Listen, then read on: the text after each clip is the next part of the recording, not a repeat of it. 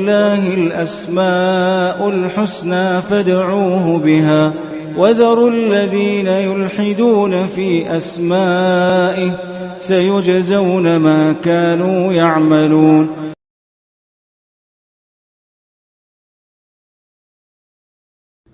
بسم اللہ الرحمن الرحیم. الحمدللہ رب العالمین وبہ نستعین وصلی اللہ وسلم علی سید الانبیاء والمرسلین وعلی آلہ واصحابہ اجمعین ومن تبعہم بإحسان الی یوم الدین. اما بعد.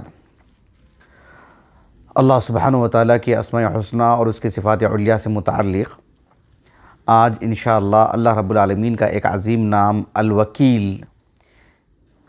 اس سے متعلق پڑھیں گے آج کے اس درس میں، اور آنے والی نشست میں بھی الوکیل سے متعلق ہی پڑھیں گے.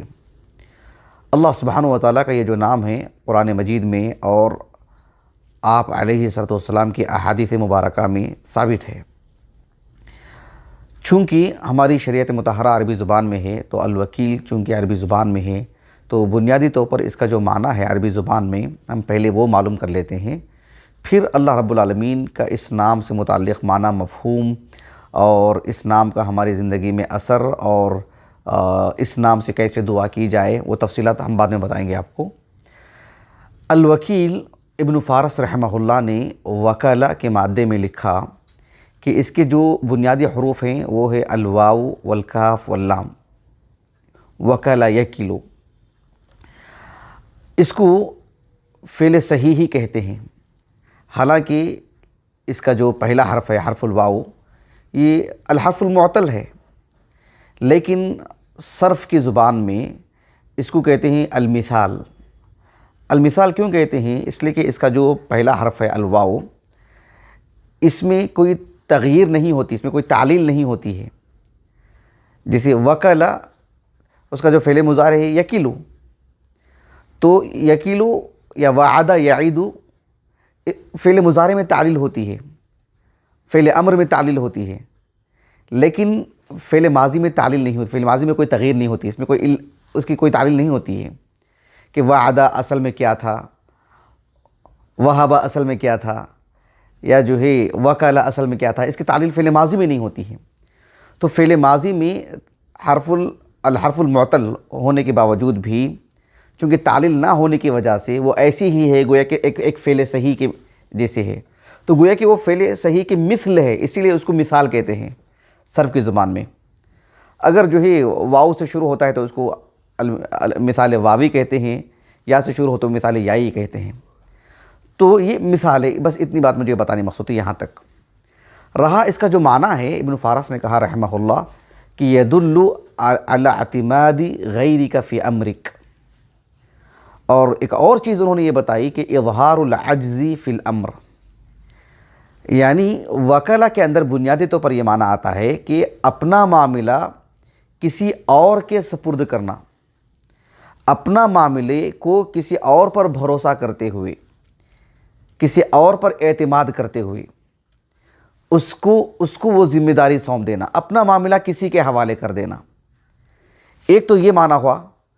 ساتھ میں یہ بھی معنی اس میں آ جاتا ہے کہ اظہار العجز فی الامر، کہ اس معاملے کو ہم خود نہیں نبھا پائیں گے.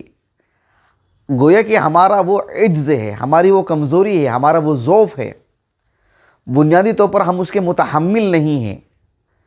تو جہاں ہم اپنے معاملے کو کسی پر بھروسہ کرتے ہوئے کسی کے سپرد کرتے ہیں تو اس میں یہ بھی بات آتی ہے کہ ہم اس کے متحمل نہیں ہیں، ہم عاجز ہیں کہ خود ہی ہم اس معاملے کو نمٹیں.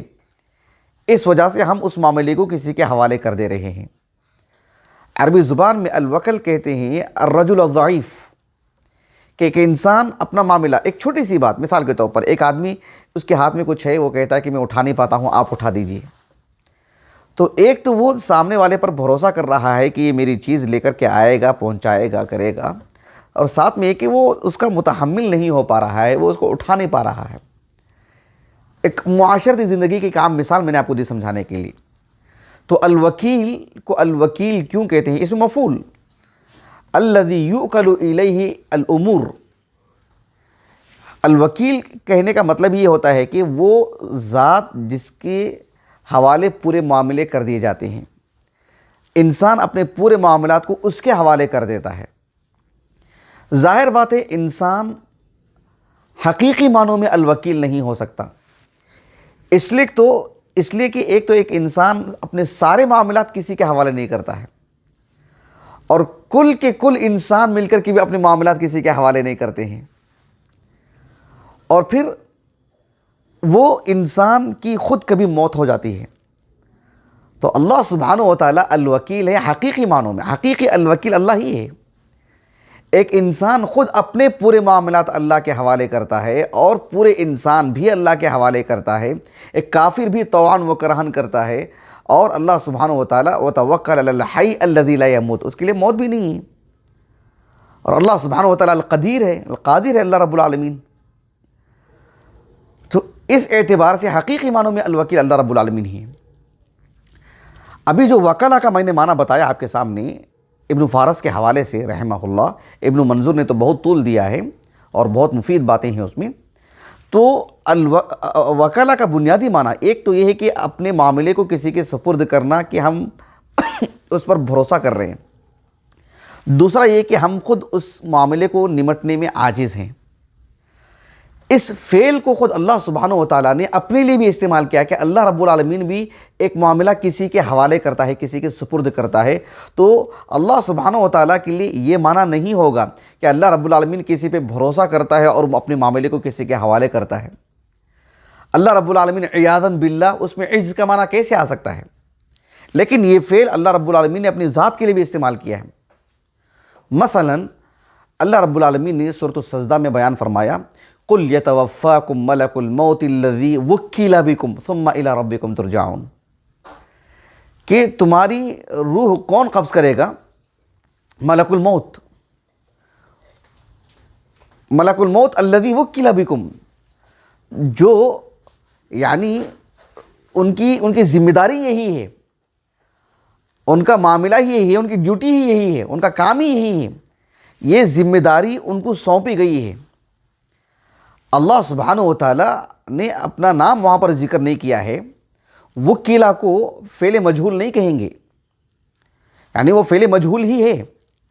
افلا ينظرون الى الابل كيف خلقت، خلقت فعل مجہول ہی ہے، لیکن وہاں پر یہ نہیں کہیں گے کہ جو ہے مطلب فاعل جو ہے وہ مجہول ہے، ایسا نہیں کہیں گے عیاذاً باللہ اللہ سبحانہ و تعالیٰ کی ذات کے لیے۔ ادب قاعدے کے اعتبار سے بات صحیح ہے، لیکن اللہ سبحانہ و تعالیٰ کے حق میں جو ادب کا جو معاملہ ہے، یہی بات اہل علم کہتے ہیں کہ یہ نہیں کہنا چاہیے کہ وہ معلوم ہے، فاعل معلوم ہے لیکن محذوف ہے، بس مجہول ہے نہیں کہیں گے، وہ مجہول نہیں ہے۔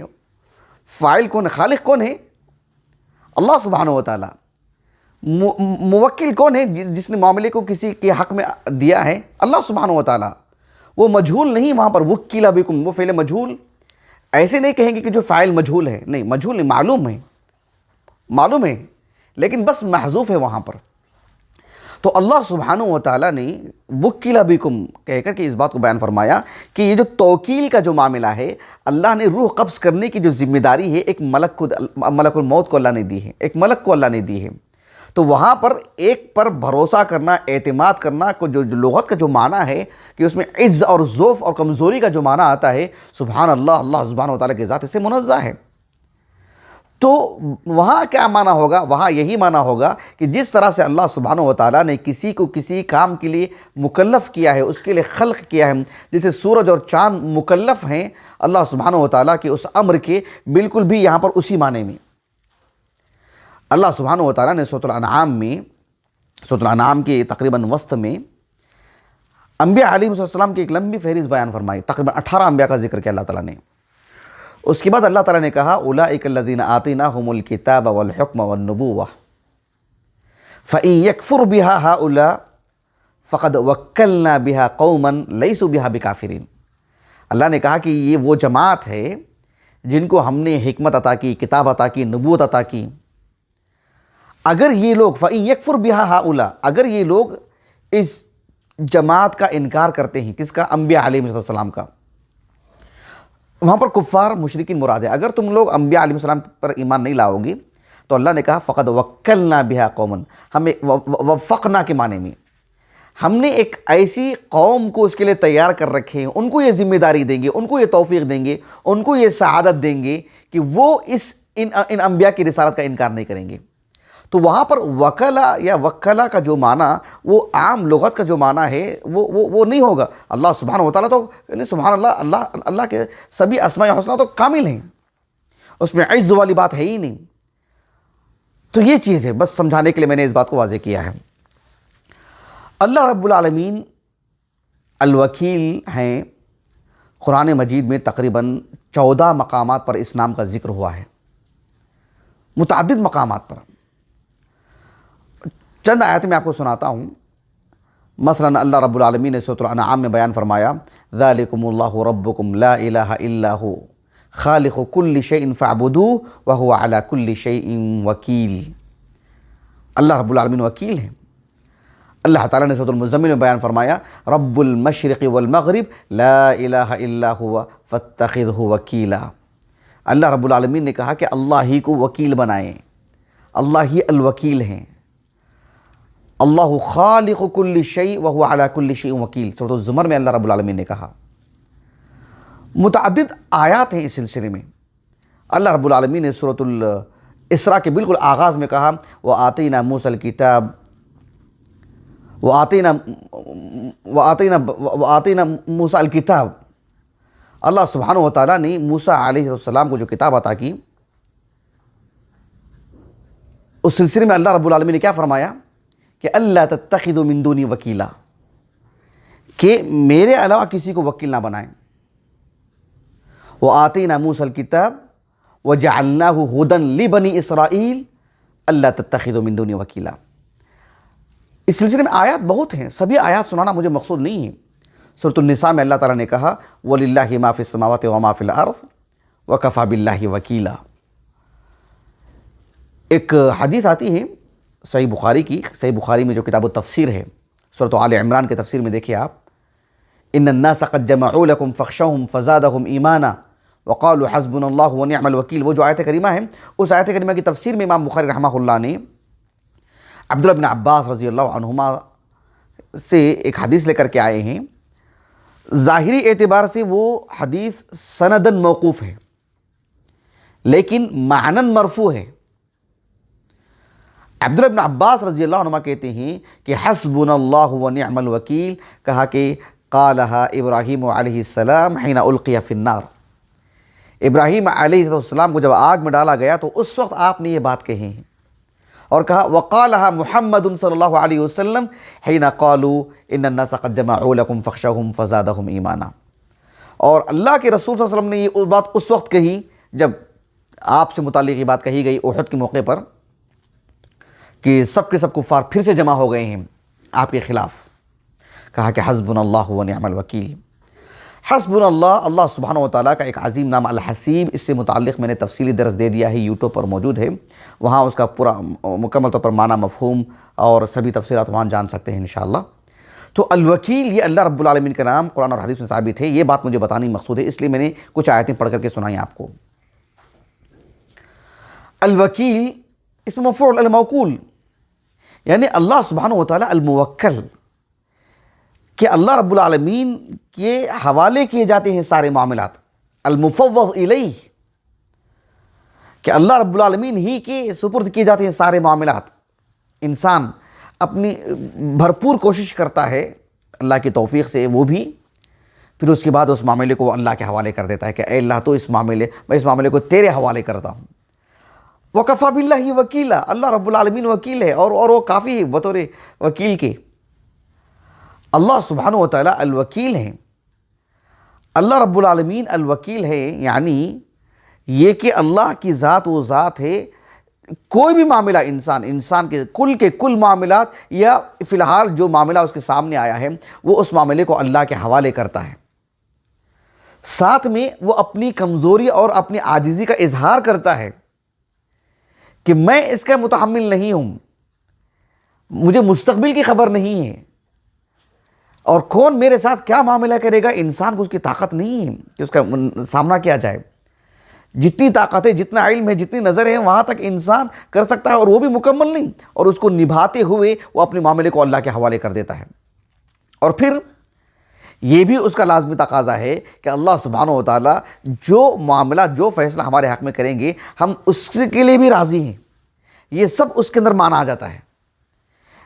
یعنی ایسا نہیں ہونا چاہیے کہ ہم نے تو اللہ کے معاملے حوالہ کیے اور ظاہری اعتبار سے معاملے کو میرے خلاف دیکھو اور میں کہوں کہ مسئلہ کیا ہوا میں اللہ کے حوالے کر کے، نہیں، اللہ رب العالمین بہتر جانتے کہ ہمارے حق میں کیا معاملہ ہوگا، اور اللہ رب العالمین کسی کے حق میں رتی برابر بھی ظلم نہیں کرتے ہیں۔ اللہ سبحانہ و تعالیٰ الوکیل ہیں، یعنی اللہ رب العالمین الرقیب ہیں، اللہ تعالیٰ الکافی ہیں، اللہ تعالیٰ الحفیظ ہیں، اللہ رب العالمین الکفیل ہیں۔ اس لیے کہ جو بھی وکیل ہے وہ کفیل ہے، لیکن جو بھی کفیل ہے وہ وکیل ہے ایسا نہیں۔ الکفیل اللہ رب العالمین کی ایک صفت ہے، اس سے متعلق میں نے درس دے دیا ہے مکمل الحمدللہ، الکفیل سے متعلق۔ تو الکافی اللہ رب العالمین کا ایک نام ہے، میں نے اس سے متعلق بھی مکمل ایک درس دے دیا ہے الحمدللہ۔ الرقیب الحفیظ سے متعلق بھی، ان سبوں کا مجموعہ ہے اللہ رب العالمین الوکیل۔ اللہ سبحانہ و تعالیٰ الوکیل ہیں، یعنی اس کے دو حصے، ایک عام ایک خاص۔ عام کس معنی میں؟ اللہ رب العالمین دنیا کے سبھی معاملات اللہ ہی کے حوالے کیے جاتے ہیں۔ ایک بندہ اپنے معتقدات میں آ کر کے کہتا ہے کہ میں اپنے معاملے کو فلاں کے حوالے کرتا ہوں، فلاں، اصلاً اللہ ہی کے حوالے ہوتے ہیں سارے معاملات۔ اللہ رب العالمین نے سورۃ الزمر میں کہا نا، اللہ خالق کل شیء وہو علی کل شیء وکیل۔ سورۃ الانعام میں اللہ تعالیٰ نے کہا، ذالکم اللہ ربکم لا الہ الا ہو لا الہ الا ہو لا الہ الا ہوا فاعبدوہ، ذالکم اللہ ربکم لا الہ الا ہو خالق کل شیء فاعبدوہ وہو علی کل شیء وکیل۔ وکیل یعنی عمومی معنی میں، جس طرح سے اللہ رب العالمین خالق ہے، کیا خاص ہے کیا؟ سبوں کے خالق ہے رب العالمین۔ اللہ رب العالمین رزاق ہیں، خاص ہے کیا؟ نہیں، سبوں کو روزی روٹی دیتے ہیں رب العالمین۔ لیکن اللہ رب العالمین کے جو صفات یا اس کے جو اسماء الحسنہ میں سے جس میں دونوں پہلو ہوتے ہیں، جیسے اللہ رب العالمین المجیب ہیں، اللہ رب العالمین سبوں کی دعا سنتے ہیں، لیکن خصوصی طور پر اہل ایمان کی دعا سنتے ہیں۔ تو الوکیل بھی ایسے ہی، اللہ رب العالمین ہی کے سارے معاملات اللہ ہی کے سپرد ہوتے ہیں سبھی بندوں کی طرف سے، لیکن خصوصی طور پر اللہ رب العالمین کے جو نیک بندے ہوتے ہیں، جو فرما بردار بندے ہوتے ہیں، اس کے جو مسلمان بندے ہیں، یعنی جو اس پر ایمان لاتے ہیں وہ مسلمان کہلاتا ہے۔ یہ ہمارے ہندوستان میں ابھی بھی اس مسئلے کی شفافیت ابھی نہیں ہوئی ہے، واضح نہیں ہے غیر مسلمین کو۔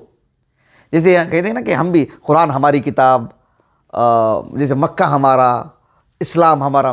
اصل میں کیا ہے کہ اسلام اللہ کا دین ہے، جو اس کو قبول کرتا ہے وہ مسلمان کہلاتا ہے۔ ایسا نہیں کہ پہلے سے کوئی ایک قوم ہے مسلم، ان کے نام پر قرآن نازل ہوا ہے، پہلے سے کوئی قوم نہیں ہے۔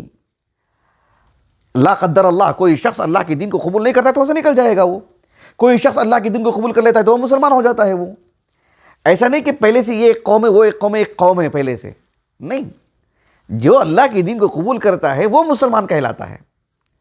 یہ بات بالکل واضح ہو جانی چاہیے غیر مسلمین کو، سبحان اللہ، اس نقطے کو اچھی طرح واضح کرنا چاہیے۔ تو اللہ رب العالمین الوکیل ہیں خصوصی طور پر اہل ایمان کے لیے۔ اللہ سبحانہ و تعالیٰ نے کہا، وَتَوَكَّلْ عَلَى اللَّهِ وَكَفَى بِاللَّهِ وَكِيلًا، اللہ رب العالمین پر بھروسہ کریں۔ اللہ رب العالمین نے خصوصی طور پر اہل ایمان کے لیے بات کہی ہے، جیسے ابھی ابراہیم علیہ السلام اور اللہ کے رسول سے متعلق جو حدیث مبارکہ پڑھ کر کے سنایا نا میں نے آپ کو، تو اہل ایمان کے لیے وہ خصوصی طور پر وَتَوَكَّلْ عَلَى اللَّهِ وَكَفَى بِاللَّهِ وَكِيلًا، حسبنا اللہ ونعم الوکیل۔ جب ایک مسلمان بندہ کہتا ہے الیس اللہ بکاف عبدہ، کہ اللہ تعالیٰ اپنے بندے کے لیے کافی نہیں، تو وہ خصوصی معنی میں، ایک ہے عمومی معنی میں، جیسے کہ امام طبری رحمہ اللہ نے ذالکم اللہ ربکم لا الہ الا ہو خالق کل شیء فاعبدوہ وہو علی کل شیء وکیل، اس کا معنی بتاتے ہوئے کہا کہ اللہ سبحانہ و تعالیٰ یقوم بجمیع عبادتہ بارزاقہ وباقواتہ وبسیاستہ وبتدبیرہ وتصرفاتہ فی تقدیرہ۔ اللہ سبحانہ و تعالیٰ سبھی بندوں کے حق میں، ان کی روزی روٹی، ان کے کھانے پینے کی اشیاء، ان کے صحت کا معاملہ، ان کی عقل اور کے توازن کا معاملہ، دیکھنے سننے کی قوت کا معاملہ، ہوائیں جو چلتی ہیں، پھر جو معاملات ہوتے ہیں بندوں کے درمیان، گھر کے اندر کے جو معاملات ہوتے ہیں، گلی کوچے میں جو معاملات ہوتے ہیں، ایک چھوٹی سی علاقے میں، ایک ملک میں، دنیا بھر میں جو بھی لوگوں کے درمیان جو معاملات ہوتے ہیں، پھر جو تصرفات ہوتے ہیں، اللہ تعالیٰ نے جو تقدیر لکھ رکھی ہے، وہ ایک تو عمومی معنی میں، ایک خصوصی معنی میں اللہ رب العالمین الوکیل ہے۔ انشاءاللہ آنے والے درس میں اس نام کا ہماری زندگی میں کیسے اثر ہو، اس نام سے ہم اللہ تعالیٰ سے کیسے پکاریں، کیسے دعا کریں، دعاء المسئلہ، دعاء العبادہ، اس کی کچھ باتیں انشاءاللہ میں آنے والے درس میں رکھوں گا۔ اللہ تعالیٰ سے دعا ہے کہ اللہ تعالیٰ ہماری اس نشست کو ہمارے اساتذہ، ہمارے والدین، ہمارے کل معاونین، ہمارے مشاہدین، ہماری اہلیہ، ہمارے بچوں کے لیے اور ہم سب کے لیے اللہ تعالیٰ ذخیرہ آخرت بنائیں، ہمارے لیے اللہ رب العالمین حسنات میں شمار فرمائیں۔ سبحانک اللہم و بحمدک اشہد ان لا الہ الا انت استغفرک و اتوب الیک۔